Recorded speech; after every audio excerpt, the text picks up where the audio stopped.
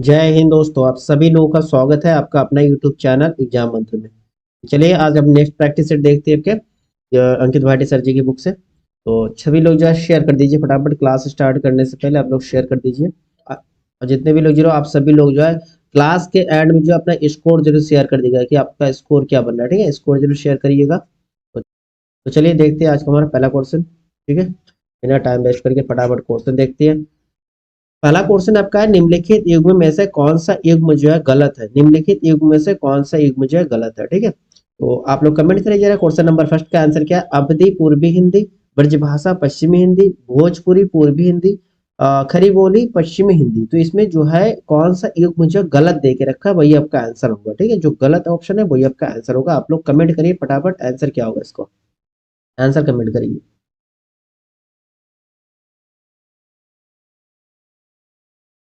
देखिए इसमें जो अवधि की पूर्वी हिंदी बिल्कुल करेक्ट है, ब्रज भाषा पश्चिमी हिंदी ये भी बिल्कुल करेक्ट है, भोजपुरी पूर्वी हिंदी। देखिए पूर्वी हिंदी तो अवधि के लिए होगा, तो भोजपुरी पूर्वी हिंदी ये आपका गलत दे के रखा है। तो आपका आंसर क्या होगा? जो गलत ऑप्शन वही आपका आंसर होगा ना। तो ऑप्शन नंबर सी आपका करेक्ट है हुआ। और खरी बोली जो पश्चिमी हिंदी ये भी आपका सही है। ठीक है, तो आपको गलत वाला ऑप्शन चूज करना था, तो आपका पहला पोर्शन का आंसर हो गया ऑप्शन नंबर सी। क्लियर है जी? आप सभी लोग जो कमेंट करते रहिए, जितने भी लोग जो शेयर कर दीजिए फटाफट। देखिए नेक्स्ट आपका क्वेश्चन नंबर आपका थर्ड। देखिए क्वेश्चन नंबर आपका थर्ड क्या है? मंदाकिनी की जलधारा अजस्र रूप से प्रवाहित हो रही थी, रेखांकित भाग का शुद्ध रूप क्या है? जी आप लोग कमेंट करिए, बताइए क्वेश्चन नंबर आपका थर्ड का आंसर क्या होगा। ठीक है, अजस्र, अज सहस्त्र या फिर अजस्र या फिर अजसर। ठीक है, मंदाकिनी की जलधारा जो है अजस्र, तो यहाँ पर आपका सही आंसर क्या होगा? सही आंसर होगा अजस्र। ठीक है, ऑप्शन नंबर आपका ये सी जो है ये आपका सही आंसर होगा। ठीक है, मंदाकिनी की जलधारा अजस्र रूप से प्रवाहित हो रही थी, ये आपका सही आंसर होगा। ऑप्शन नंबर आपका सी जो है ये आपका करेक्ट आंसर है। नेक्स्ट देखिए, ये क्वेश्चन काफी रिपीट होता है। मक्षिका किसका तत्सम रूप है? तत्सम रूप ये किसका है? मक्षिका जो है किसका तत्सम रूप है? मछली का है, मक्खी का है, मच्छर का है या फिर मिट्टी का है? बताइए क्वेश्चन नंबर आपका फोर्थ का आंसर क्या होगा? मच्छी का। देखिए ये मक्षी का तत्सम रूप किसके है? तत्सम रूप आपके मक्खी के है। ये क्वेश्चन काफी इंपॉर्टेंट है। देखिए तत्सम तद्भव से आपका क्वेश्चन बन रहा है। मक्षी का किसका तत्सम शब्द है? तो आपका आंसर हो गया मक्खी का। ठीक है, इसी प्रकार अगर आपके मिट्टी के लिए पूछते हो, मिट्टी का क्या क्या होता है तत्सम? मृत्तिका। क्या होता है? मृत्तिका होता है। क्या होता है? मृत्तिका। और देखिए मछली का क्या होगा? मछली का आप सभी लोगों को पता होगा मत्स्य होता है। ठीक है, मत्स्य, मत्स्य ऐसे हो जाएगा। ठीक, और मच्छर का, मच्छर का मशक होता है, मशक। क्लियर है? चलिए नेक्स्ट क्वेश्चन देखते हैं। नेक्स्ट हम पहुंचते हैं क्वेश्चन नंबर आपका फाइव। क्वेश्चन नंबर आपका फाइव क्या? देखिए क्वेश्चन नंबर आपका फाइव है, पर्यायवाची की दृष्टि से एक वर्ग शुद्ध है। पर्यायवाची की दृष्टि से जो है एक वर्ग जो है वो शुद्ध है। ठीक है, देखिए इंद्र, रतीश, शास्त्र या और आपके मगवा। दूसरा देखिए घर, निकेतन, आयतन, निलय, यमुना, कालिंदी, भानु, भानुतनया, जानवी, वस्त्र, पाटक, अंबर या चीर। बताइए इसमें जो है सही पर्यायवाची का ग्रुप कौन सा बन रहा है? Question number five, question number five का आंसर दीजिए। देखिए इसमें आपका जो ऑप्शन नंबर बी ना, घर, निकेतन, आयतन, निलय, ये सभी एक ही ग्रुप का, ये आपका शुद्ध बन रहा है। यानी कि घर के ही ये पर्यायवाची आपके निकेतन हो गया, आयतन हो गया, निलय हो गया। ठीक है, ऑप्शन आपका बी जो है ये आपका सही आंसर है क्वेश्चन नंबर आपका फाइव का। क्लियर है? घर के अगर पर्यायवाची और पूछते तो आपका भवन भी होता है ना, भवन होता है, निवास होता है, निवास। ठीक है, और सदन, निवास के साथ आवास हो सकता है। ये सब घर के पर्यायवाची शब्द हो गया। ठीक, चलिए नेक्स्ट क्वेश्चन देखते हैं। नेक्स्ट हम पहुंचते हैं क्वेश्चन नंबर आपके सिक्स में। कौन सा गलत युग्म है? इसमें जो है कौन सा गलत युग्म है? मुख का बाचाल, ऐश्वर्य का अनैश्वर्य, छली का वाहिरंग, अभिक का अनभिक। बताइए क्वेश्चन नंबर आपका सिक्स का आंसर क्या होगा? देखिए मुख, मुख मतलब मुख कम बोलने वाला, वाचाल अधिक बोलने वाला, यानी कि ये बिल्कुल सही है। मुख का वाचाल, ऐश्वर्य का अनैश्वर्य ये भी सही है। छली का वही रंग, छली का वही रंग नहीं, वही रंग का होता है अंतरंग। क्या होता है? अंतरंग। ठीक है, और अभिक का अनभिक ये भी सही है। आपका गलत युग्म कौन सा है? ऑप्शन नंबर सी जो है ये आपका गलत देके रखा है, ये आपका आंसर होगा। नेक्स्ट हम पहुंचते हैं क्वेश्चन नंबर सेवन में। कृष्ण, विष्णु, अविनाशी किस शब्द के अनिखार्थी है? अनिखार्थी किसका है? कृष्ण, विष्णु, अविनाशी। ठीक है, किस शब्द के अनिखार्थी? अतिथि का, अच्युत का, अनुरूप का, अब्ज का। बताइए क्वेश्चन नंबर आपका 7 का आंसर क्या होगा। ठीक है, आपके एक गाना आता है ना अच्युतम, तो वैसे ही आपके इसमें क्या है, कृष्ण विष्णु अविनाशी, किसका अन्य का अर्थ ही होगा, अच्युत हो गया। ठीक है, आपका ऑप्शन नंबर बी जो है ये आपका सही आंसर है। ठीक है, क्लियर है। चलिए नेक्स्ट क्वेश्चन चलते हैं। नेक्स्ट हम पहुंचते हैं क्वेश्चन नंबर आपके 8 नंबर। क्वेश्चन नंबर 8 क्या है, इनमें से कौन से शब्द युग्म का अर्थ भेद सुमेलित नहीं है। इसमें भी आपका नहीं वाला पूछा, ज्यादातर पेपर में भी इस तरह से आपका नेगेटिव वाला पूछ लेते हैं। आप एक्साइटेड होकर जल्दीबाजी में आपके पॉजिटिव वाला मत देके आइएगा। ठीक है, ज्यादातर नेगेटिव वाले ही आ जाते हो। देखिए, तरंग तुरंग, इसका अर्थ देख रखा लहर और घोड़ा, बिल्कुल सही है। ये बिल्कुल तरंग का अर्थ होगा लहर होगा, तुरंग का घोड़ा। ठीक है, क्वेश्चन नंबर 8 का आपका पहला ऑप्शन तो बिल्कुल करें। आपको नेगेटिव वाला चुनना है, ध्यान दीजिएगा, कमेंट करिए जरा क्वेश्चन नंबर आपका 8 का आंसर क्या होगा, नेगेटिव वाला चुनना है। देखिए, पथ, पथ को रास्ता बोलते हैं, बिल्कुल सही है। पथ मतलब स्वास्थ्यप्रद आहार, ये भी आपके सही है। तरनी का युवती देके रखा है, तरुणी की नाव देके रखा है। देखिए, तरनी का आपका होता है, तरनी का आपका होता है नाव, इसका होता है नाव या नौका, नाव या नौका। और तरुणी का अर्थ होता है नव युवती, नव युवती। ठीक है, तरुणी का, तो ये आपका गलत देख रखा है। प्रसाद अनुग्रह, प्रसाद का भवन हो जाएगा। ठीक है, तो आपका गलत वाला ऑप्शन कौन सा हो गया, ऑप्शन नंबर सी जो है ये आपका सही आंसर होगा। क्लियर है। चलिए नेक्स्ट क्वेश्चन देखते हैं। ठीक है, कम ही टाइम रहेगा आप लोग बस प्रिपरेशन के, तो डेली ज्यादा से ज्यादा प्रैक्टिस सेट सॉल्व करने की कोशिश करेंगे। आप लोग जुड़ते रहिए क्लास में डेली। क्वेश्चन नंबर आपका 9 देखिए, आधी रात का समय को क्या बोलेंगे, सरवरी, विभावरी, निशा या निशीद बोलते हैं। बताइए क्वेश्चन नंबर आपका 9 का आंसर क्या होगा। देखिए, आधी रात का, देखिए रात का आपका पर्यायवाची वो तो निशा हो जाता है, आधी रात का समय उसको निशीद बोलते हैं। ठीक है, ऑप्शन नंबर आपका डी जो है ये आपका करेक्ट आंसर होगा क्वेश्चन नंबर 9 का। क्लियर है जी। चलिए नेक्स्ट क्वेश्चन देखते हैं। नेक्स्ट आपका क्वेश्चन नंबर 10, इनमें से तंत्रालु में प्रयुक्त प्रत्यय कौन सा है। प्रत्यय पूछा है। ठीक है, प्रत्यय आपका कौन सा है, प्रत्यय जो शब्द के अंत में लगता है उसको हम प्रत्यय बोलते हैं। देखिए, इसमें आपका क्या होगा, तंद्रा, तंत्रालु का क्या हो जाएगा, तंद्रा प्लस लू, तंद्रा प्लस लू। ठीक है, तो आपका इसमें प्रत्यय कौन सा होगा, ऑप्शन नंबर बी जो है ये आपका सही होगा। ऑप्शन नंबर बी जो है ये आपका करेक्ट आंसर है। क्लियर है। चलिए नेक्स्ट क्वेश्चन की तरफ देखते हैं। नेक्स्ट हमारा क्वेश्चन नंबर 11। देखिए क्वेश्चन नंबर आपका 11 क्या है, इनमें से छाया शब्द का बहुवचन क्या होगा। ठीक है, छाया शब्द का बहुवचन पूछा आपसे, छाया, छाये, छाओ या फिर इनमें से कोई नहीं, बताइए। देखिए, छाया शब्द का बहुवचन भी आपका छाया ही होगा। ठीक है, इसमें कोई चेंज नहीं आएगा, एक वचन और बहुवचन दोनों कंडीशन में छाया होगा। ठीक है, नेक्स्ट हमारा क्वेश्चन नंबर 12। देखिए, आज गणित के अध्यापक ने कक्षा नहीं ली, आज गणित के अध्यापक ने कक्षा नहीं ली, इस वाक्य में अर्थ के आधार पर वाक्य का प्रकार बताना है। अर्थ के आधार पर, ध्यान दीजिएगा, अर्थ के आधार पर बोलना है आपको, अर्थ के आधार पर। आज्ञावाचक वाक्य, निषेधवाचक वाक्य, प्रश्नवाचक वाक्य या इच्छावाचक वाक्य। बताइए क्वेश्चन नंबर आपका 12 का आंसर क्या होगा, क्वेश्चन नंबर 12। देखिए, आज गणित के अध्यापक ने कक्षा नहीं ली, भाई नहीं लिया नेगेटिव वाला तो निषेध आएगा ना, निषेध वाक्य। ठीक है, निषेधवाचक वाक्य। ऑप्शन नंबर आपका कौन सा सही हो रहा है, ऑप्शन नंबर आपका बी जो है ये आपका करेक्ट आंसर है। चलिए नेक्स्ट क्वेश्चन की तरफ। नेक्स्ट हम पहुंचते हैं क्वेश्चन नंबर 13 में। क्वेश्चन नंबर आपका 13 है, लिंग की दृष्टि से दही क्या है। दही क्या पुल्लिंग है, स्त्रीलिंग है, नपुंसकलिंग है या फिर उभयलिंग है। बताइए क्वेश्चन नंबर 13 का आंसर क्या होगा। देखिए, दही, दही क्या होगा, दही आपका पुल्लिंग शब्द है, दही क्या आपका पुल्लिंग शब्द है ना, ऑप्शन नंबर आपका बी इसमें करेक्ट आंसर होगा। चलिए नेक्स्ट क्वेश्चन देखते हैं। नेक्स्ट हमारा क्वेश्चन नंबर 14 जी, कमेंट करते रहिए सभी लोग, इनमें से भाववाचक संज्ञा क्या, भाववाचक संज्ञा पूछा, क्रोधी, तीर, भरत, चिंता। भाव, भाववाचक, ध्यान दीजिए क्या होगा, चिंता करना भाववाचक हो रहा है ना भाई। ऑप्शन नंबर इसमें आपका डी जो है ये आपका करेक्ट आंसर है क्वेश्चन नंबर आपके 14 का। चलिए नेक्स्ट क्वेश्चन की तरफ। नेक्स्ट हम पहुंचते हैं क्वेश्चन नंबर 15 में। क्वेश्चन नंबर आपका 15 कह रहा है, लोगों ने शोरगुल करके डाकुओं को भगाया, इस वाक्य का कारक बताइए। लोगों ने शोरगुल करके डाकुओं को भगाया, डाकुओं को भगाया, बताइए इसमें आपका कारक क्या होगा, कर्ता कारक, कर्ण कारक, संप्रदान कारक, कर्म कारक। बताइए क्वेश्चन नंबर आपका 15 का आंसर क्या होगा। आप लोगों को कारक चिन्ह लेना होना चाहिए, कर्ता ने, कर्म को, कर्ण से। ठीक है, तो आपके इसमें क्या आ रहा है, डाकुओं को भगाया, तो इसमें आपका कौन सा कर्म कारक, कर्ता ने कर्म को। ठीक है, कर्म को, डाकुओं को भगाया, तो आपके इसमें आपके ऑप्शन नंबर डी जो है ये आपका सही आंसर होगा क्वेश्चन नंबर 15 का।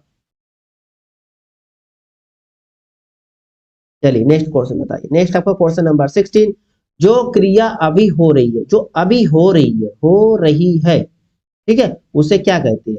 अपूर्ण वर्तमान काल, सामान्य वर्तमान काल, संदिग्ध वर्तमान काल या संदिग्ध भूतकाल। हो रही है अभी भी तो वर्तमान में, अपूरा नहीं हुआ तो अपूर्ण हुआ। सिंपल से ऑप्शन नंबर हम पहले में जाएंगे, ऑप्शन नंबर पहला आपका अपूर्ण वर्तमान काल। चलिए नेक्स्ट क्वेश्चन देखते हैं। नेक्स्ट हम पहुंचते हैं क्वेश्चन नंबर आपका 17। देखिए क्वेश्चन नंबर आपका 17 क्या है? रोगी चल नहीं सकता का भाववाच्य में रूपांतरण क्या होगा? आपको भाववाचक में चेंज करना, भाववाच्य जैसे आपके कर्तावाच्य, फिर कर्मवाच्य, इसमें कर्म डिपेंड होता है, इसमें भाववाच्य में रूपांतरित है। रोगी से चला नहीं जाता, रोगी चल नहीं पाएगा, ठीक है। भाववाच्य, रोगी चल नहीं पा रहा, रोगी नहीं चलेगा, ये तो बिल्कुल नहीं होगा। आप बताइए क्वेश्चन नंबर आपका 17 का आंसर क्या होगा? भाई मुझसे बैठा नहीं जाता, मुझसे चला नहीं जाता, तो ये भाववाच्य है ना, तो रोगी से चला नहीं जाता, तो ऑप्शन आपका पहला आंसर सही है, ऑप्शन आपका पहला आपका सही है सर, ठीक है। चलिए नेक्स्ट क्वेश्चन देखते हैं। नेक्स्ट आपका क्वेश्चन नंबर 18, अफसोस में, अफसोस मैं नहीं जा सकता, अफसोस मैं नहीं जा सकता, रेखांकित शब्द के अव्यय का प्रकार बताना है, ठीक है। संबोधन सूचक अव्यय है, शोक सूचक, आशय सूचक या फिर हर्ष सूचक। बताइए क्वेश्चन नंबर 18 का आंसर क्या होगा?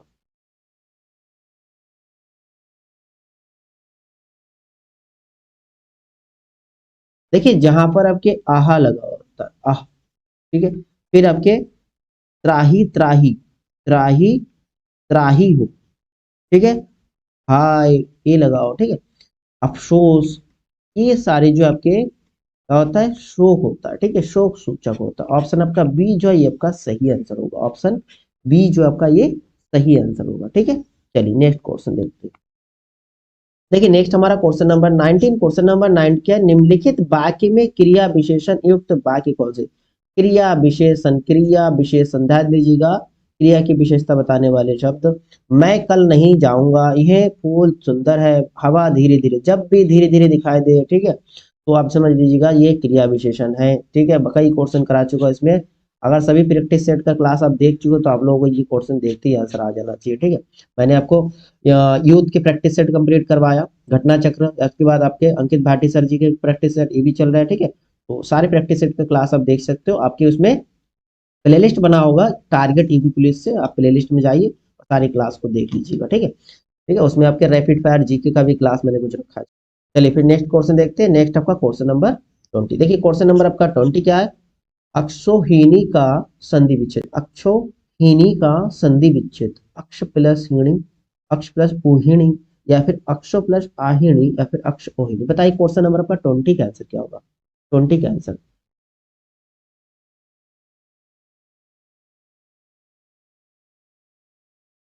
देखिए एक्शा लगा हुआ है यहाँ पर, आपके क्या होगा? अक्ष, और इसमें कौन सी मात्रा लगेगा? ऊ की, बड़ा ऊ की मात्रा लगेगा, आ प्लस ऊ, आपका क्या बन जाएगा? आ प्लस ऊ, ये आपके अ हो जाता है, ठीक है, अ हो जाता है। तो ये आपका कौन सा संधि होता है? ये आपका वृद्धि संधि होता है, वृद्धि संधि, ठीक है। तो आपके ऑप्शन जो है बी नंबर ये आपका करेक्ट आंसर है, अक्ष प्लस ऊ ही नहीं होगा, ठीक है। क्वेश्चन नंबर आपका 20 का आंसर हो गया ऑप्शन नंबर बी। क्लियर है? नेक्स्ट आपका क्वेश्चन नंबर 21, अनायस में समास है, अनायस में कौन सा समास है? द्विगु है, नय है या फिर द्वंद्व है या फिर कर्मधारय है? देखिए एक पॉइंट ध्यान रखिए, जिस भी समास में अगर पहला पद निषेधात्मक नेगेटिव सेंस आता है, निषेधात्मक हो, वो आपका न समास, ठीक है, कौन सा? या वाला, ठीक है। ये समास आपके हो जाएंगे ऑप्शन नंबर बी, ठीक है, न समास। आपका ऑप्शन नंबर बी जो है आपका करेक्ट आंसर है। क्वेश्चन नंबर 20 निषेधात्मक ध्यान रखिएगा, ठीक है, ना से नेगेटिव वाला सेंस, ठीक है। जैसे आपके अनाचार होता है, अनाचार, ठीक है, तो आपका पहले क्या आता है? ना आचार, ठीक है। जैसे आपके हो सकता है अनुचित, अनुचित, जिसमें आपके ना पहले ना, उचित, ना उचित, ठीक है। उसी प्रकार आपके अनभिग, अनभिग, तो आपका ना पहले आ जाएगा अभिग, ना अभिग, ठीक है। तो इस तरह से आपका नेगेटिव सेंस आ जाता है। चलिए नेक्स्ट क्वेश्चन देखते हैं। नेक्स्ट हम पहुंचते हैं क्वेश्चन नंबर आपके 22 में। क्वेश्चन नंबर 22 आपका क्या है? निम्नलिखित में लोकोक्ति चुनना है आपको। अंक भरना, आस्तीन का सांप, कहाँ राजा भोज, कहाँ गंगू तेली या तूती बोलना। बताइए क्वेश्चन नंबर आपका 22 का आंसर क्या।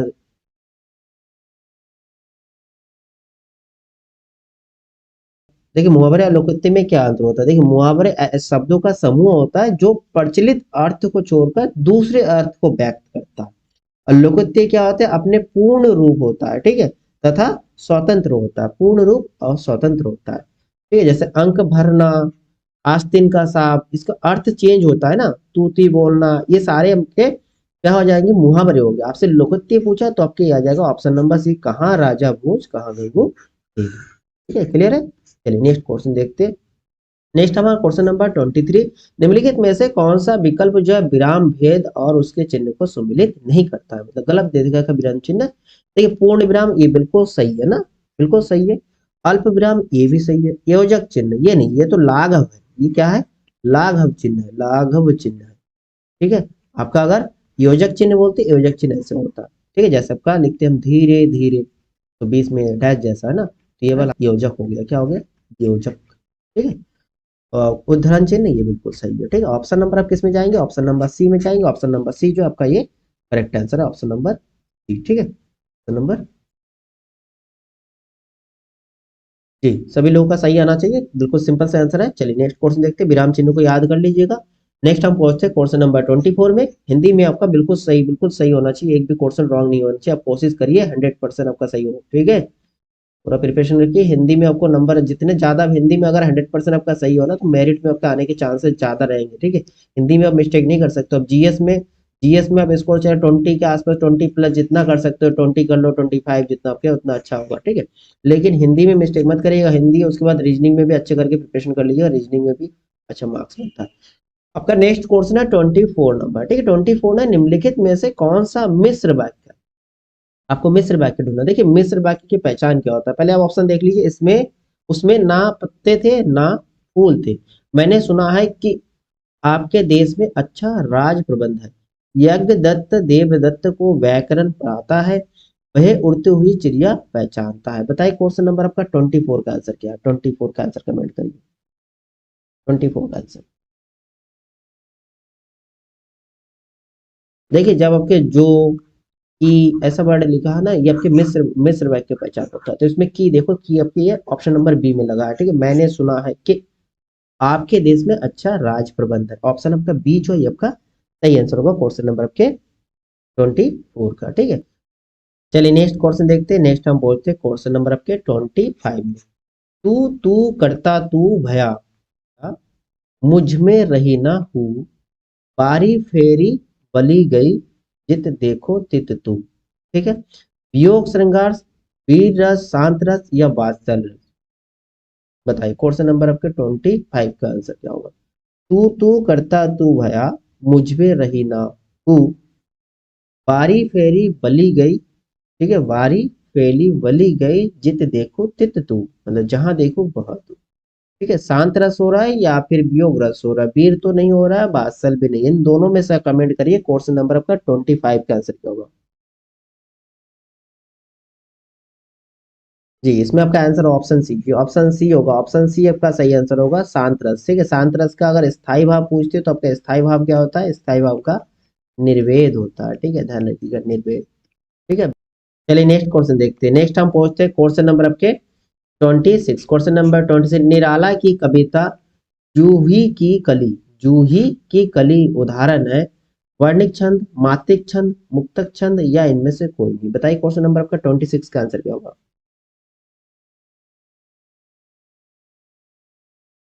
जूही की कली, जूही की कली, इसमें आपका आंसर क्या होगा निराला जी की, ये आपके मुक्तक छंद, कौन सी होगा, मुक्तक छंद। आपका ऑप्शन सी जो है ये आपका सही आंसर होगा, ऑप्शन सी, ठीक है। अगर आपसे छंद मुख्यतः छंद के प्रकार पूछेंगे तो छंद के प्रकार आपके एक मात्रिक छंद, वर्णिक छंद और मुझे तीन हो जाएंगे, तीन प्रकार होता है, ठीक है, तीन प्रकार। चलिए नेक्स्ट क्वेश्चन देखते हैं।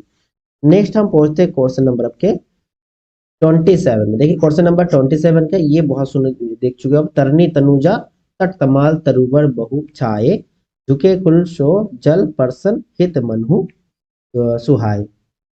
ये आपके कौन सा अलंकार है, अनुप्रास, रूपक, यामक या फिर उत्प्रेक्षा।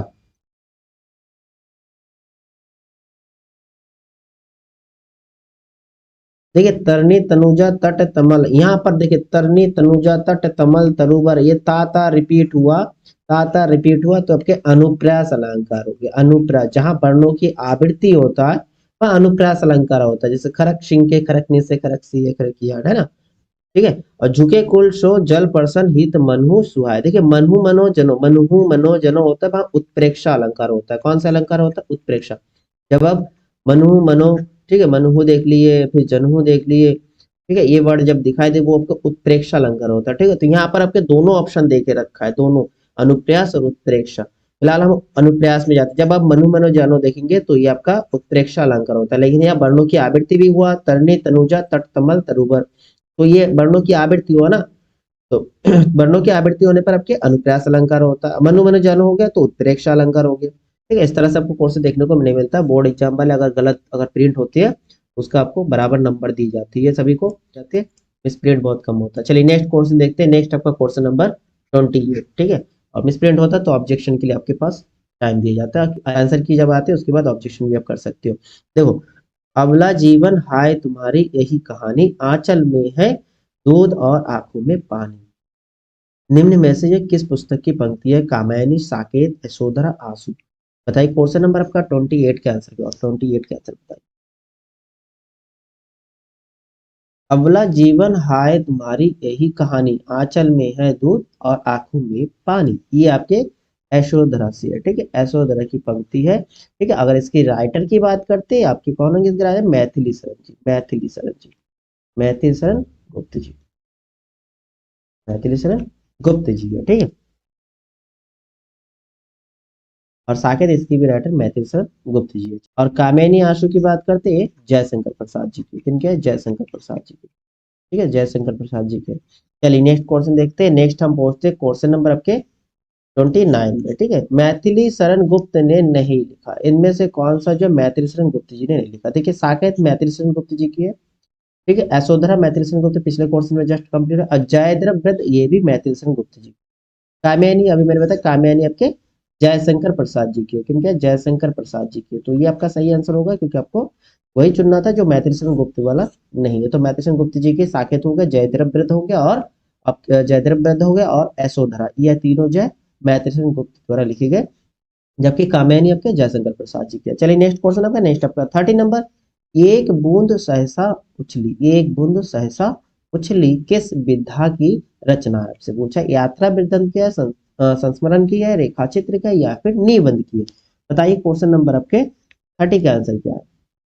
एक बूंद सहसा उछली, ये जो आपके यात्रा वृत्तांत है। ठीक है, ऑप्शन नंबर आपका पहला जो ये आपका सही आंसर होगा, ऑप्शन नंबर पहला यात्रा वृत्तांत है ये, एक बूंद सहसा उछली। अगर इसके आपके राइटर पूछे तो राइट अयोध्या जी अज्ञे जी। ठीक है, चलिए नेक्स्ट क्वेश्चन देखते हैं। नेक्स्ट हम पहुंचते हैं क्वेश्चन नंबर आपके 31। क्वेश्चन नंबर 31, प्रेमचंद के अधूरे उपन्यास का नाम, जो अधूरा था उपन्यास, पूरा कंप्लीट नहीं था, वो उपन्यास कौन सा? गबन, रंगभूमि, मंगलसूत्र, सेवा सदन। देखिए ये चारों जो है बुक है प्रेमचंद जी द्वारा लिखे गए, प्रेमचंद जी द्वारा लिखे गए। तो इसमें से कौन सा उपन्यास जो है वो अधूरा है? जैसे गबन, रंगभूमि, मंगलसूत्र या सेवा सदन। तो आपका आंसर होगा मंगलसूत्र। ठीक है, ऑप्शन आपका सी जो है ये आपका सही आंसर होगा। ठीक है, मंगलसूत्र जो है प्रेमचंद जी का अधूरा उपन्यास है। ठीक है, चलिए नेक्स्ट क्वेश्चन देखते हैं। नेक्स्ट आपका क्वेश्चन नंबर 32, क्या इनमें से हिंदी के किस साहित्यकार को ज्ञानपीठ पुरस्कार मिला? ठीक है, किस साहित्यकार को जो है ज्ञानपीठ पुरस्कार मिला? प्रेमचंद जी, निराला जी, प्रसाद जी, या सुमित्रा नंदन पंत? बताइए क्वेश्चन नंबर 32 का आंसर क्या होगा? देखिए ज्ञानपीठ पुरस्कार किन्हें मिला? सुमित्रा नंदन पंत जी को मिला था। ऑप्शन नंबर डी जो है ये आपका सही आंसर होगा। इनके जो एक बुक थे चिदम्बरा, ठीक है, चिदम्बरा के लिए इनको ज्ञानपीठ पुरस्कार दिया गया था। चलिए नेक्स्ट क्वेश्चन देखते हैं। नेक्स्ट हम पहुंचते हैं क्वेश्चन नंबर आपका 33। देखिए यहाँ पर आपके पैराग्राफ से है, गद्यांश से संबंधित क्वेश्चन है। तो इसमें आप सबसे पहले हम क्या करेंगे? सबसे पहले हम क्वेश्चन रीड करेंगे, उसके बाद हम जाएंगे गद्यांश में। देखिए उपरोक्त अवधान का सर्वाधिक शीर्षक, शीर्षक वाला क्वेश्चन आपका बन जाता है। शीर्षक आपको देखिए, आपका जो शीर्षक है इसी में से इंक्लूड होता है, ध्यान रखिएगा, जो टॉपिक है उससे इंक्लूड होता है, बाहर से कोई वर्ड ऐड मत करिएगा, 2 या 3 शब्दों के अंदर होता है। ठीक है, चलिए अब इसमें नेक्स्ट क्वेश्चन, हमका सहकारिता का अर्थ क्या है? सहानुभूति पूर्वक कार्य करना, मिलजुल कर कार्य करना, दूसरों के लिए कार्य करना, या अपनी प्रकृति के लिए काम करना। सहकारिता आप समझते हो, आपके सभी जो लोग मिलजुल के जो कार्य करते हैं उसे सहकारिता कहते हैं ना। है। इसका ऑप्शन क्या होगा? ऑप्शन आपका इसमें बी सही होगा। देखिए कुछ क्वेश्चन ऐसा होता है बिना रीड करके भी हम आंसर दे सकते हैं। देखिए इसमें रीड कर लीजिए, भारत जैसे देश के लिए सहकारिता की पद्धति को अपनाना विशेष रूप से आवश्यक है। इसका कारण यह है कि भारत में छोटे किसानों तथा व्यापारियों की संख्या अधिक है। ये लोग निर्धनता तथा व्यवस्था के चक्र में पूरी तरह फंसे हुए हैं। सहकारिता की उनकी शक्तियों को एक सूत्र में पिरोकर उनका उद्धार कर सकती है। कृषि के क्षेत्र में तो सहकारिता की पद्धति विशेष रूप से उपयोगी है। ठीक है, इसकी सहायता से खेतों को बड़ा किया जा सकता है तथा क्रय विक्रय का समुचित प्रबंध हो सकता है। गृह उद्योगों के विकास के लिए भी सहकारिता की प्रबंध बहुत लाभकारी है। तो आपको कुछ हद तक समझ में आ रहा है इसका शीर्षक क्या हो सकता है? बताइए शीर्षक क्या हो सकता है? भाई सहकारिता जितना सहकारिता का किसान और सहकारिता बिल्कुल नहीं, सहकारिता के जितना लाभ है वो बता रहे सहकारिता कितना आवश्यक है। ठीक है, सहकारिता की आवश्यकता या फिर सहकारिता के लाभ, ये आपका होना चाहिए ऑप्शन। ठीक है, ऑप्शन आपका सी जो है आपका सही आंसर है। चलिए नेक्स्ट देखते हैं, पैराग्राफ से आपके और दो तीन क्वेश्चन है ना, 5 क्वेश्चन टोटल होता है पैराग्राफ से। योजना आयोग के अनुसार सहकारिता का अधिकाधिक उपयोग किया जाना चाहिए। योजना के विभिन्न क्षेत्रों में, विज्ञान और प्रौद्योगिकी क्षेत्र में, अर्थव्यवस्था के विभिन्न क्षेत्रों में या फिर कृषकों के दशा सुधारने में। ठीक है, तो आप देख लीजिए इसमें क्या योजना आयोग वाला देके रखा है, तो आप देखिए पॉइंट आप देख लीजिए, ढूंढ लीजिए कहाँ पर है। एक मिनट नीचे की तरफ चलते हैं, अभी हमने आधा रीड किया था तो यहाँ देखिए, इसकी सहायता से क्या कर सकते हैं, खेतों को बड़ा किया जाता है, क्रय विक्रय का समुचित प्रबंध हो सकता है। गृह उद्योग के विकास के लिए सहकारिता की पद्धति बहुत लाभकारी है। बैंक, व्यापार तथा यातायात के क्षेत्र में सहकारिता के आधार पर संगठन किया जा सकता है। ठीक है, सहकारिता के सिद्धांत की विशेषता को दृष्टि से रखकर हमारी पंचवर्षीय योजना, यहाँ पंचवर्षीय योजना में सहकारिता को बहुत ऊंचा स्थान दिया गया। योजना आयोग का यह विचार है कि अर्थव्यवस्था के विभिन्न क्षेत्रों में सहकारिता का अधिकाधिक उपयोग किया जाना चाहिए। ठीक है, अधिकाधिक उपयोग किया जाना चाहिए। तो यह देखो आपका क्वेश्चन था, यही आपका क्वेश्चन था। योजना आयोग के अनुसार सहकारिता का अधिकाधिक उपयोग किया जाना चाहिए, इसमें योजना के विभिन्न क्षेत्रों में या विज्ञान और प्रौद्योगिकी के क्षेत्र में, अर्थव्यवस्था के विभिन्न क्षेत्र में या कृषकों की दशा सुधारने में। तो आपका क्वेश्चन नंबर 35 क्या होगा? अर्थव्यवस्था की बात करना। आपका क्वेश्चन नंबर 35 का आंसर क्या होगा? अर्थव्यवस्था की। ठीक है, अर्थव्यवस्था के विभिन्न क्षेत्र होगा, अर्थव्यवस्था के विभिन्न क्षेत्र। नेक्स्ट आपका क्वेश्चन नंबर 36, सहकारिता का मुख्य उद्देश्य क्या? छोटे कृषकों और व्यापारियों के आर्थिक स्तर को उठाना, ठीक है, या फिर निर्धनों की शक्तियों को एकजुट करना, या पंचवर्षीय योजना को सफल बनाना, या धन और धरती का संबंध। आपका कौन सा हो रहा है? छोटे कृषकों ना, छोटे कृषकों और व्यापारियों के आर्थिक स्तर को उठाना। आपका ऑप्शन नंबर जो पहला जो ये आपका सही आंसर हो रहा है। ठीक है, नेक्स्ट लास्ट वाला 37 वाला देखिए, 37 का आंसर क्या होगा? 37 वाला देखिए, 37 वाला आपका है, सहकारिता निर्धन किसानों का उद्धार कर सकती है। कैसे? उनकी वास्तविक दशा का परिचय देकर। परिचय देके क्या होगा भाई? उनकी शक्तियों का अवगत कराना, बिल्कुल नहीं। उन्हें कृषि संबंधी सुविधाएं दिलाकर या उन्हें एक सूत्र में पिरोकर तथा उनका आर्थिक स्तर विकसित किया। अब इन दोनों में से बताइए ऑप्शन आपका कौन से? भाई उन्हें एक सूत्र में मिलजुल करना, मिलजुल कर काम करना, सहकारिता ही कहता है उनका आर्थिक स्तर विकसित कर सकते हैं। इनको ऑप्शन आपका डी में जाएंगे, ऑप्शन डी जो आपका सही आंसर होगा। क्लियर है? ये आपके पैराग्राफ से 5 क्वेश्चन है। पैराग्राफ के क्वेश्चन सभी लोग कर सकते हैं, आराम से इजीली क्वेश्चन सॉल्व कर सकते हो। चलिए आप हमारा जीएस का पोर्शन है, ठीक है, आपका हिंदी का पोर्शन कंप्लीट हो चुका है। आप जीएस वाला देखते हैं। चलिए आप सभी लोग जो हिंदी में कितना अच्छा स्कोर किया आप कमेंट करिए कि कितना स्कोर बन चुका है आपका हिंदी में।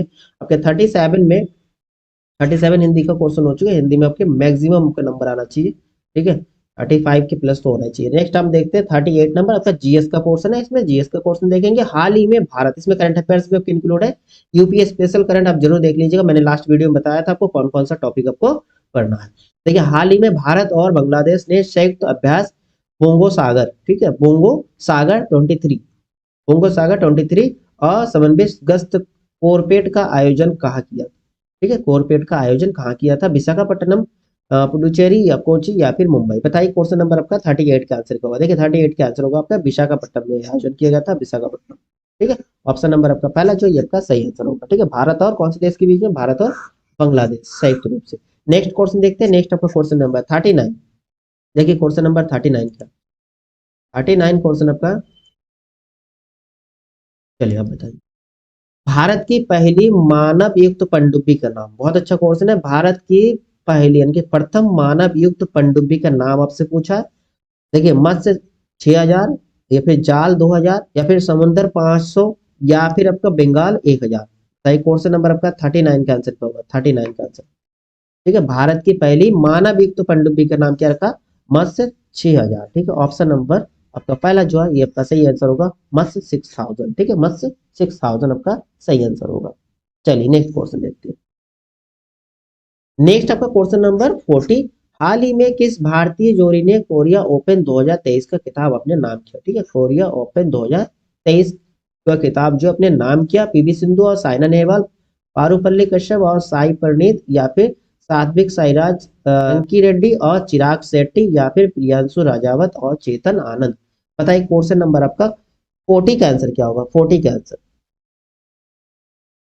है भारतीय जोड़ी जिनने कोरिया ओपन 2023 का खिताब जीता, तो आपका आंसर होगा सात्विक साईराज रंकी रेड्डी और चिराग शेट्टी। ऑप्शन नंबर आपका सी जो है आपका सही आंसर होगा क्वेश्चन नंबर आपका 40 का, ठीक है। चलिए नेक्स्ट क्वेश्चन देखते हैं। नेक्स्ट आपका 41, हाल ही में गुजरात सरकार ने किसे राज्य मछली घोषित किया, राज्य मछली घोषित किया, तो आप आंसर दीजिए क्वेश्चन नंबर 41 का।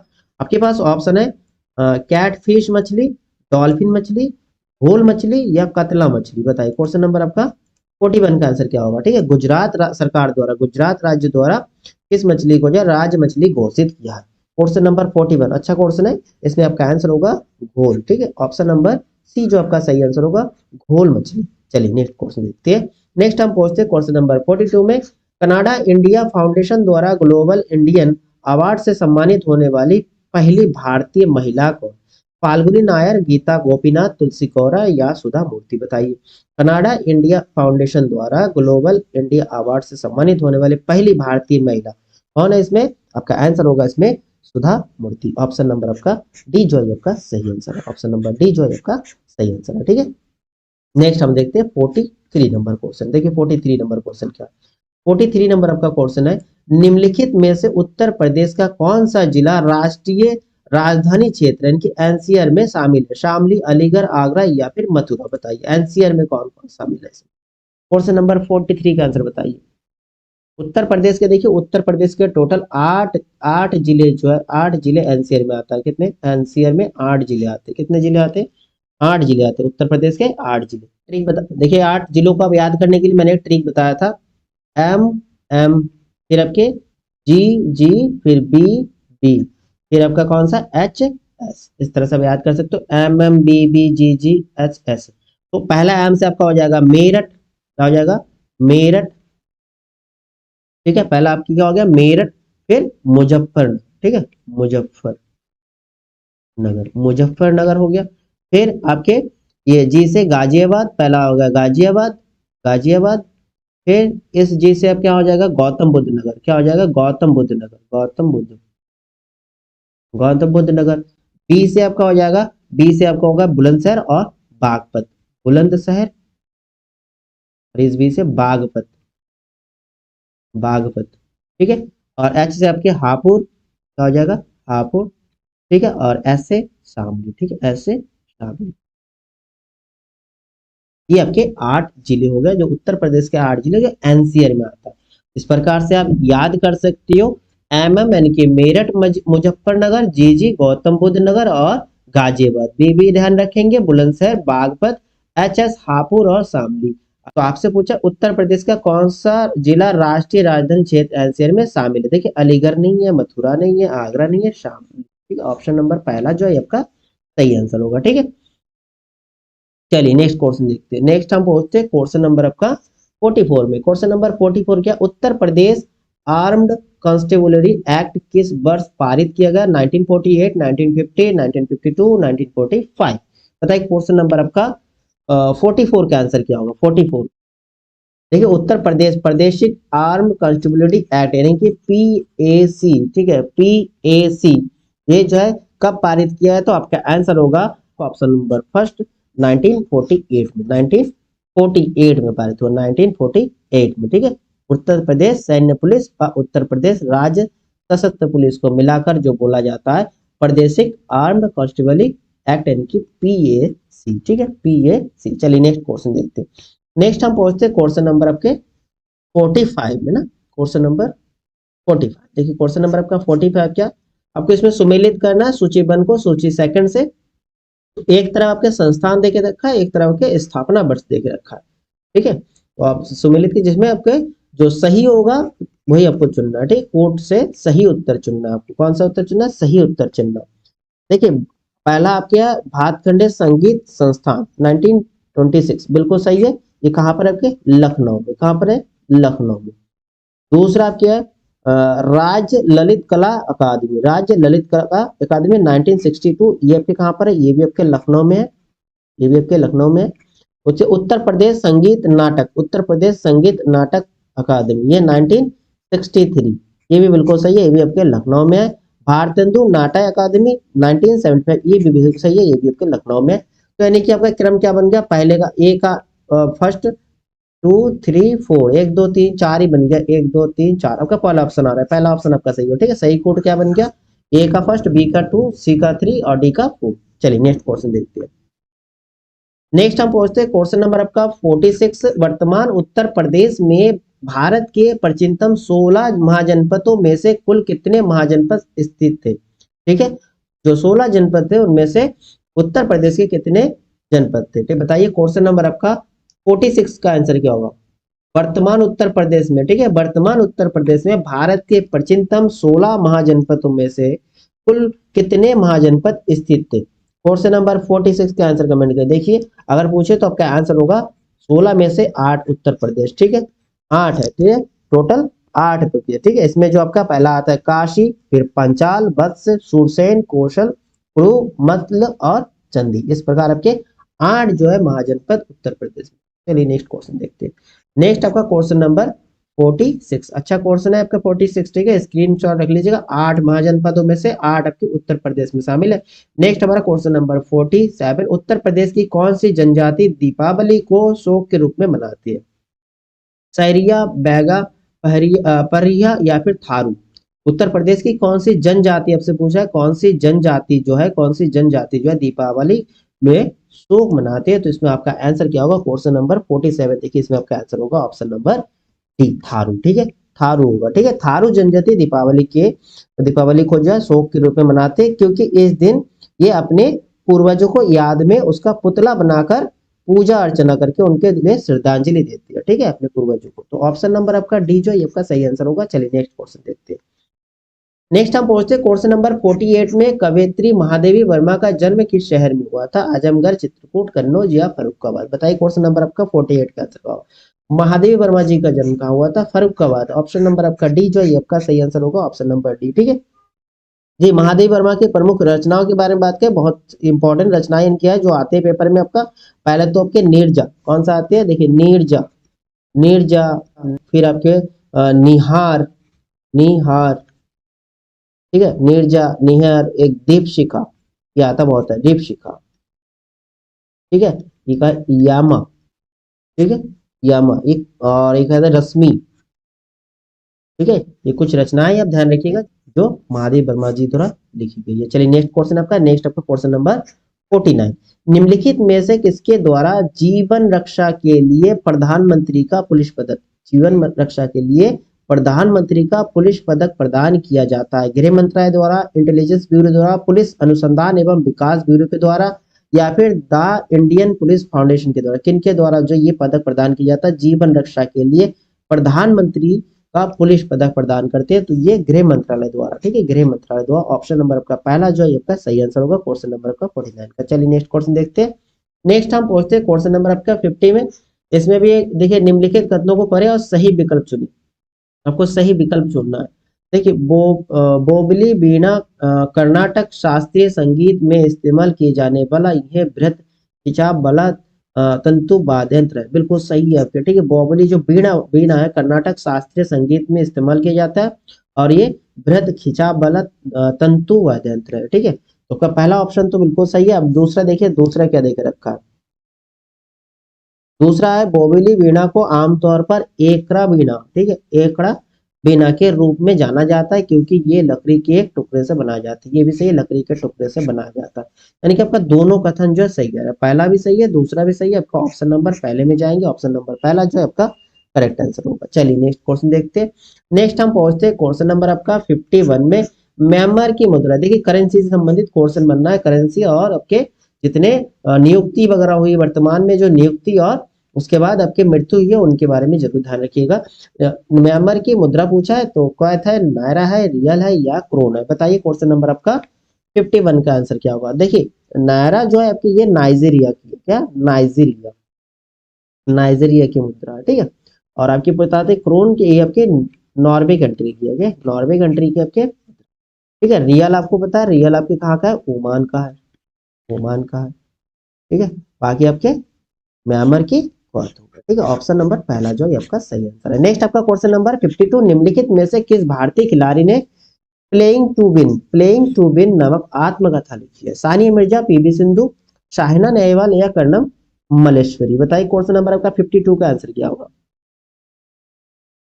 प्लेइंग टू विन, ठीक है। ये आत्मकथा है, इनके द्वारा लिखी गई, साहिना नेहवाल के द्वारा। ऑप्शन नंबर जो सी है ये आपका सही आंसर होगा, ऑप्शन नंबर सी जो है ये आपका सही आंसर है, ठीक है। एक क्वेश्चन आता है आपके युवराज सिंह का, the test of my life, the test of my life, Yuvraj Singh का, युवराज सिंह जी का, तो ये क्वेश्चन आता है। तो युवराज सिंह जी द्वारा लिखी गई पुस्तक कौन सी है? The test of my life. Sachin Tendulkar की आता है, सचिन तेंदुलकर की, सचिन जी की, इनका एक पुस्तक है कौन सा? Playing playing it my way, ठीक है। चलिए नेक्स्ट क्वेश्चन देखते हैं। नेक्स्ट हमारा क्वेश्चन नंबर होगा 53। देखिए क्वेश्चन नंबर आपका 53 क्या है? 53 नंबर क्वेश्चन है, पारंपरिक नृत्य रूप गोटीपुआ, गोटीपुआ का संबंध किस राज्य से है? पश्चिम बंगाल, ओडिशा, बिहार या छत्तीसगढ़? ठीक है, गोटीपुआ का संबंध, नृत्य से संबंधित क्वेश्चन, ये भी आपका इंपॉर्टेंट बनता है। नृत्य, लोक नृत्य देख लीजिएगा, और दिन दिवस, ठीक है, दिन दिवस ये भी देख लीजिएगा। दिन दिवस आपके कौन कौन से इंपॉर्टेंट दिन दिवस है, सारे महीनों के हिसाब से लर्न कर लीजिएगा। क्वेश्चन नंबर 53 का आंसर क्या होगा? देखिए गोटीपुआ ये जो आपके ओडिशा का है, ठीक है, ओडिशा राज्य का। ऑप्शन नंबर बी जो है आपका ये करेक्ट आंसर हुआ। चलिए नेक्स्ट क्वेश्चन देखते हैं। नेक्स्ट आपका क्वेश्चन नंबर 54, आपका भारतीय स्काइंग और पर्वतारोहण संस्थान कहाँ स्थित है? भारतीय स्काइंग और पर्वतारोहण संस्थान जो है कहाँ स्थित है? डलहौजी में, गुलमर्ग में, मनाली में या उत्तरकाशी में? तो इसमें आपका आंसर क्या होगा? इसमें आपका आंसर होगा ऑप्शन नंबर बी, गुलमर्ग में। चलिए नेक्स्ट क्वेश्चन देखते हैं। नेक्स्ट हम पहुंचते हैं क्वेश्चन नंबर 55 में, निम्न में से किस देश को हवाओं का देश कहा जाता है? कौन सा देश हवाओं का देश? पुर्तगाल को, चीन को, फ्रांस को या डेनमार्क को? बताइए क्वेश्चन नंबर आपका 55 का आंसर क्या होगा? इसमें आपका आंसर होगा डेनमार्क। ध्यान रखिएगा, डेनमार्क, डेनमार्क को हवाओं का देश कहा जाता है, ठीक है। चलिए नेक्स्ट क्वेश्चन आपका 56, निम्नलिखित में से किस आर्थिक व्यवस्था में पूंजीगत वस्तुओं पर निजी व्यक्तियों या व्यापारियों का स्वामित्व होता है और माल और सेवाओं का उत्पादन बाजार में आपूर्ति और मांग पर निर्भर करता है? ठीक है, मिश्रित अर्थव्यवस्था में, पूंजीवादी अर्थव्यवस्था में, राज्य व्यवस्था में या फिर साम्यवादी अर्थव्यवस्था में? बताइए क्वेश्चन नंबर आपका 56 का आंसर क्या होगा? भाई पूंजीगत वस्तुओं पर निजी व्यक्तियों या व्यापारियों का स्वामित्व होता है, तो कौन सी अर्थव्यवस्था होगा? पूंजीवादी अर्थव्यवस्था। सिंपल सी, ऑप्शन नंबर बी में हम जाएंगे, ऑप्शन नंबर बी जो है आपका सही आंसर है। चलिए नेक्स्ट क्वेश्चन देखते हैं। नेक्स्ट हम पहुंचते हैं क्वेश्चन नंबर आपका 57 में, जीएसटी की अधिकतम दर 18%, 20%, 25%, 28%? बताइए क्वेश्चन नंबर आपका 57 का आंसर क्या होगा? बस अधिकतम परसेंट से पूछा, अधिकतम कौन सा स्केल है? चार स्केल ना, 28% होगा, ऑप्शन नंबर डी जो आपका सही आंसर होगा। नेक्स्ट आपका क्वेश्चन नंबर 58, भारत के निम्नलिखित राज्यों में से किसके तीन तरफ अंतरराष्ट्रीय सीमा, तीन तरफ, ठीक है, राज्य के तीन तरफ अंतरराष्ट्रीय सीमा? उत्तराखंड, त्रिपुरा, हरियाणा, इनमें से कौन सा है? हरियाणा तो काट दीजिए, हरियाणा तो हो गई, ठीक है। अब बताइए 58 का आंसर आपका ए और बी में, बताइए ए और बी में आपका सही आंसर क्या होगा? ए और बी में तीन तरफ जो है अंतरराष्ट्रीय सीमा, कौन सा? त्रिपुरा, ठीक है, त्रिपुरा पड़ता है, ठीक है, त्रिपुरा में तीन तरफ अंतरराष्ट्रीय सीमा पड़ता है। क्लियर है? और से पूछा गया तीन तरफ कौन से? बांग्लादेश की सीमा पड़ता है, कौन से देश का? बांग्लादेश, बांग्लादेश का सीमा पड़ता है। चलिए नेक्स्ट क्वेश्चन देखते हैं। नेक्स्ट हम पहुंचते हैं क्वेश्चन नंबर 59 में, भारत की निम्नलिखित में से कौन सी पर्वत श्रेणी केवल एक ही राज्य में विस्तृत है? केवल एक ही राज्य में विस्तृत है?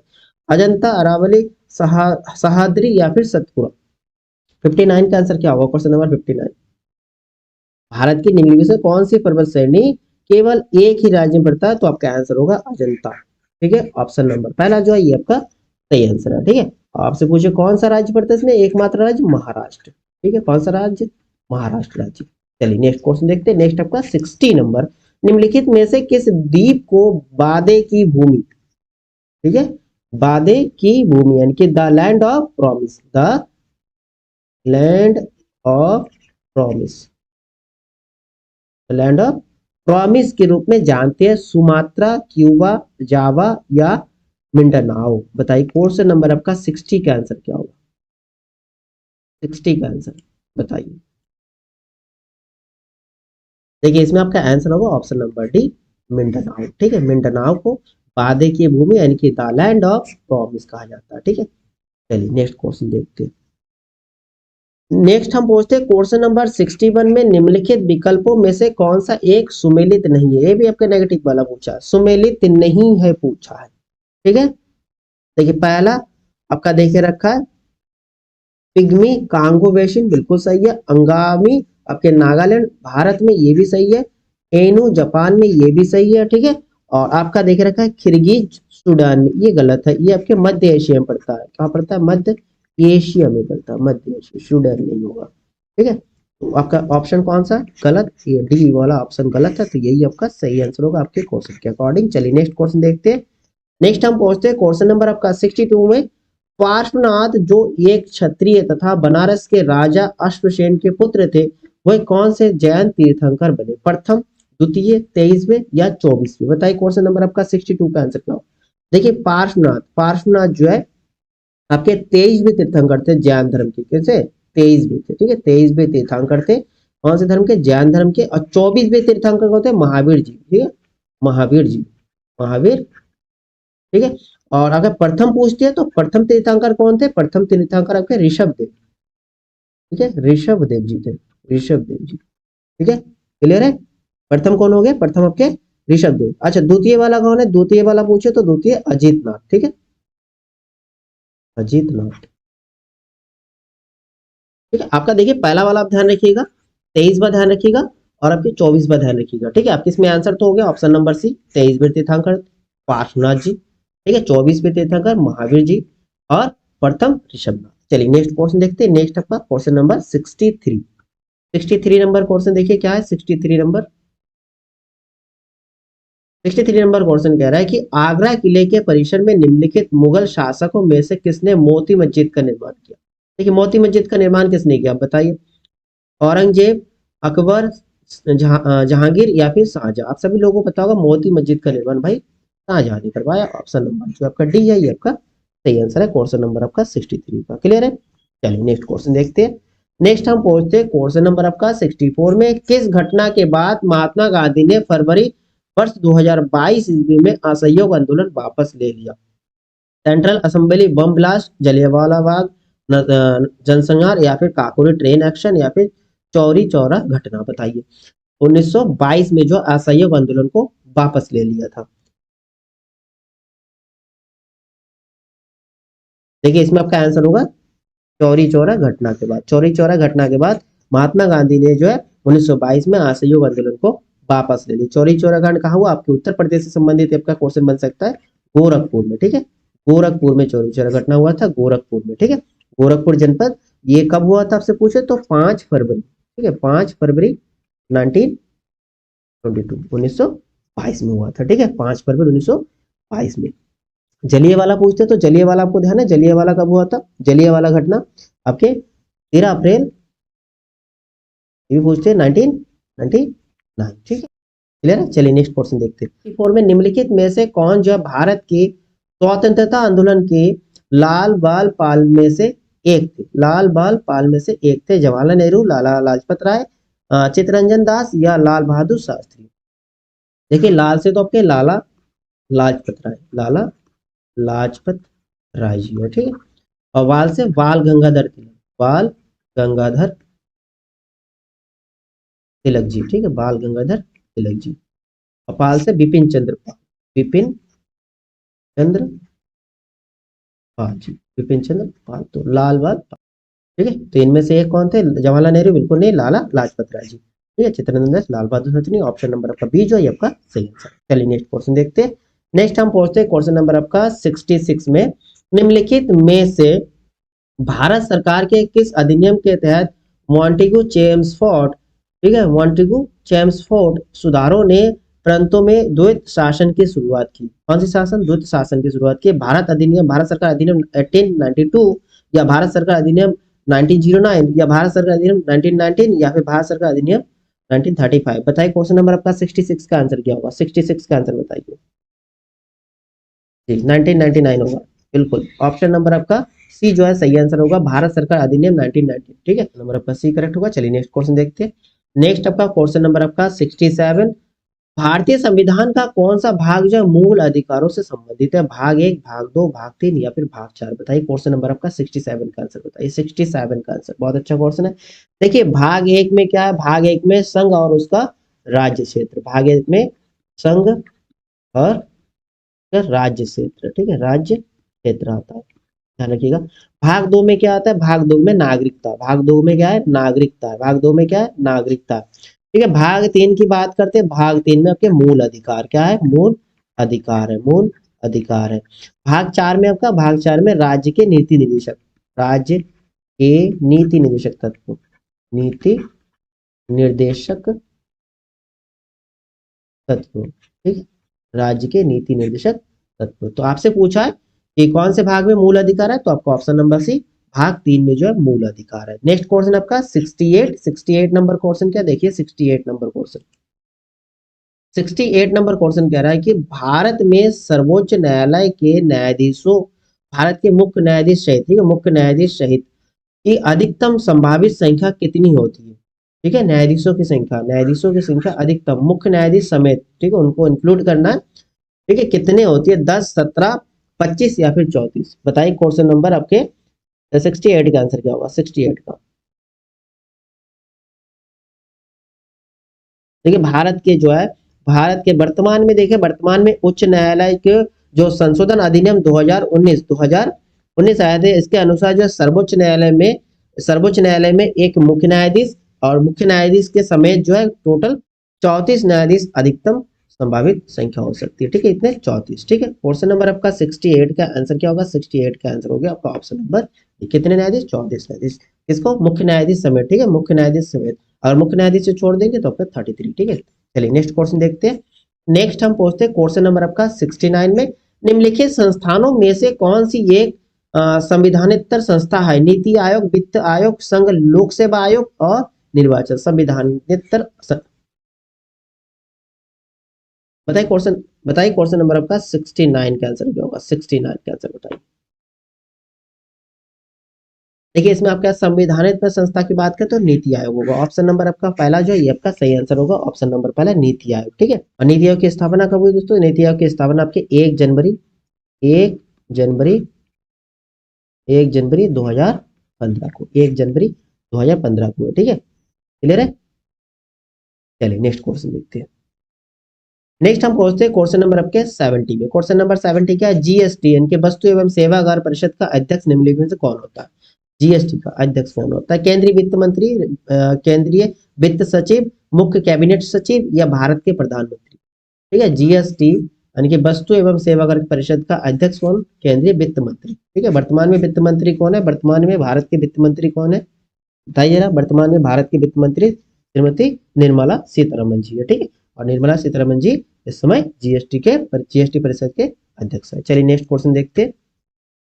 नेक्स्ट हमारा क्वेश्चन नंबर 71। निम्नलिखित में से कौन लोकसभा के प्रोटेम यानी कि सामयिक अध्यक्ष की नियुक्ति करता है? प्रोटेम यानी कि सामयिक अध्यक्ष की नियुक्ति करता है मुख्य चुनाव आयोग, भारत के प्रधानमंत्री, भारत के राष्ट्रपति या सर्वोच्च न्यायालय के मुख्य न्यायाधीश? क्वेश्चन नंबर 71 का आंसर क्या होगा? इसमें आपका आंसर होगा राष्ट्रपति जी। ठीक है, राष्ट्रपति जी नियुक्ति करते हैं प्रोटेम के अध्यक्ष को। चलिए नेक्स्ट क्वेश्चन देखते हैं। नेक्स्ट आपका क्वेश्चन पूछते हैं हम, क्वेश्चन नंबर आपके 72 है। मानव रक्त का पीएच मान कितना होता है? ये साइंस के रिलेटेड क्वेश्चन है, अच्छा क्वेश्चन है। मानव रक्त का पीएच मान, ब्लड का पीएच मान कितना है? 7.4, 10, 6.5 या फिर 5.8? ठीक है, मानव रक्त के पीएच मान की बात करते हैं तो आपका होता है 7.4। ऑप्शन नंबर पहला जो है ये आपका सही आंसर है, 7.4। ठीक है, 7.4 का मतलब आप समझते हो, 7 से अगर नीचे होता है तो अम्लीय होता है, 7 से ऊपर हो गया तो आपके क्षारीय। ठीक है, यानी कि रक्त का अगर प्रकृति पूछे, गुण पूछे तो क्षारीय। रक्त किस प्रकार की है? क्षारीय। नेक्स्ट आपका क्वेश्चन नंबर आपका 73। भूकंप की तीव्रता मापने के लिए किसका प्रयोग करते हैं? भूकंप की तीव्रता, ग्रेविमीटर, एनीमोमीटर, रिएक्टर स्केल या दाब सेंसर? सिंपल से आपका आंसर होगा क्या? भूकंप नापने का, भूकंप की तीव्रता किसमें नापते हैं? रिएक्टर स्केल में। ऑप्शन नंबर सी जो है आपका सही आंसर है। ऑप्शन नंबर सी जो आपका सही आंसर है। ठीक है, इसके अलावा अगर हवा की गति मापते हैं तो हवा की गति आपके एनीमोमीटर से नापते हैं, हवा की गति। ठीक है, हवा की गति किससे नापते हैं? एनीमोमीटर से, ठीक है। और ग्रेविमीटर क्या किसमें यूज होता है? ग्रेविमीटर का यूज होता है आपके जल की सतह पर तेल की उपस्थिति, जल की सतह पर तेल की उपस्थिति, तेल की उपस्थिति,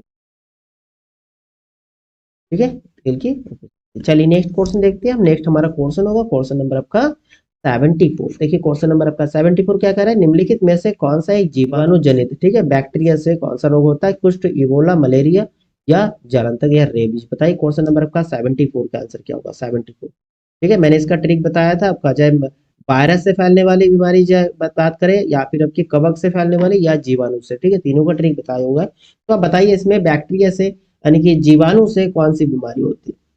बताइए क्वेश्चन नंबर आपका 74।